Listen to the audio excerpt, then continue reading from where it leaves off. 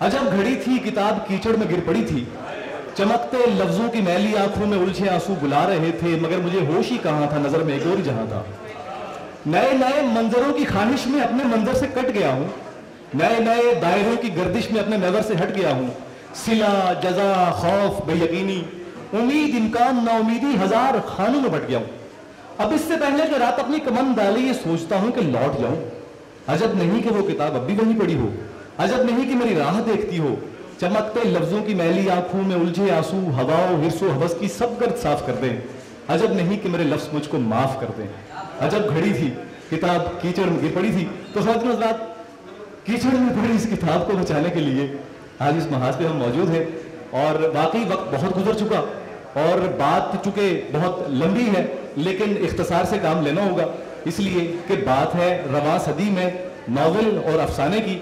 और जहां नावल और अफसाने की बात आती है तो वहां असर हाजिर के जो लोग जो अपने पूरे कद के साथ खड़े, वो शायरी का महाज हो, वो नावल हो, वो अफसाना हो, वो तराजिम हो, एक नाम हमें बहुत चमकता हुआ नजर आता है, वो है सैयद काशिफ रजा का। और काशिफ जब तक आ जाए मैं जब तक आपके बारे में बताऊं, इनका एक नावल चार दरवेश और एक कछुआ बहुत मकबूल हुआ।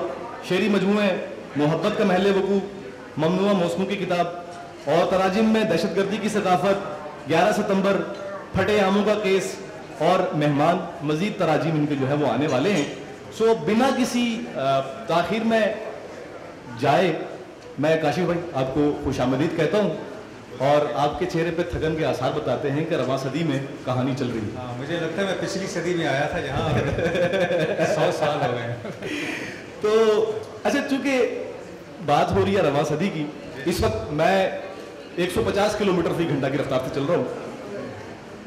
तो रवां सदी में जब हम नावल और अफसाने की बात करते हैं तो रवां सदी का तायुन कहाँ से होगा, जरा ये बता दें हमारे सामईन को, फिर बात आगे बढ़े।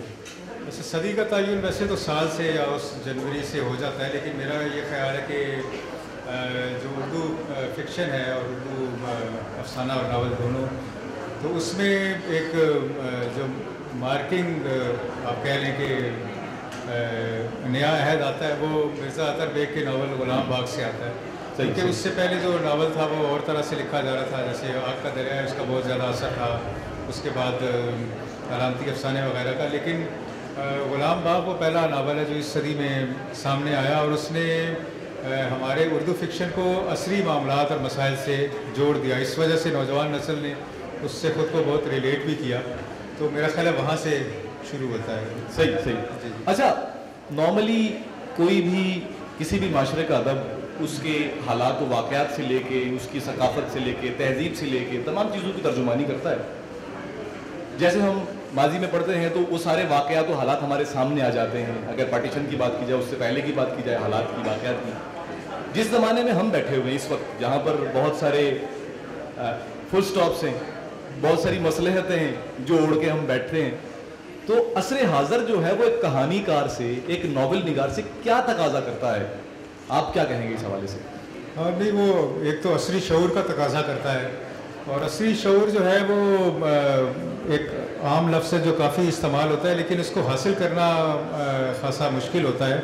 वजह यह कि जो अदीब है वो एक नाइविटी का शिकार हो सकता है, यानी अगर वो उसने अपने माशरे को समझने की, अपनी सियासत को समझने की ज़्यादा कोशिश ना की हो, तो वो एक वैसे ही व्यूज़ में फंस सकता है जैसे कि आम लोगों का व्यू है किसी आम बंदे का, जिसने सियासत के बारे में, माशरे के बारे में और अपने असर के बारे में ज़्यादा ना सोचा हो।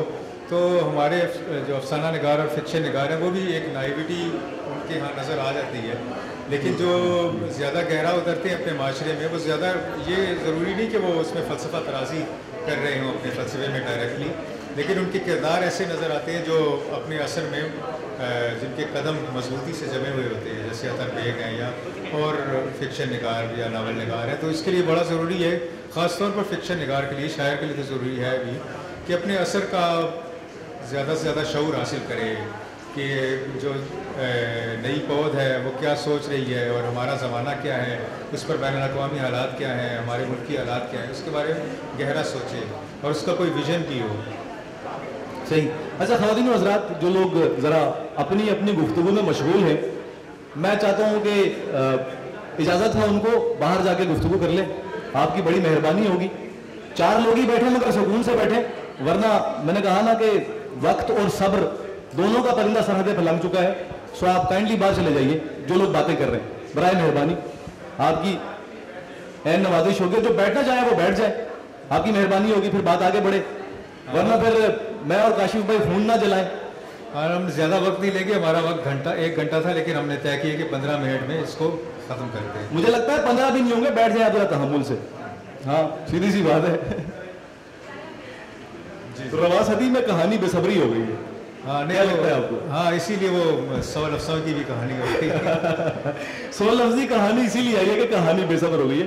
अच्छा, जब हम फिक्शन की बात करते हैं, क्योंकि फिक्शन एक बड़ा अहम एक पहलू है, तो अच्छा फिक्शन क्या समझते हैं कि कहाँ लिखा जा रहा है इस वक्त, कहाँ अच्छा फिक्शन तख्लीक हो रहा है और वो किस दर्जे पे है और क्या इम्कान देख रहे हैं उसमें? हाँ, हमारे जैसी सूरत हाल से जो मुल्क गुजर रहे हैं वहाँ का फिक्शन हमें ख़ास तौर पर पढ़ना चाहिए। जैसे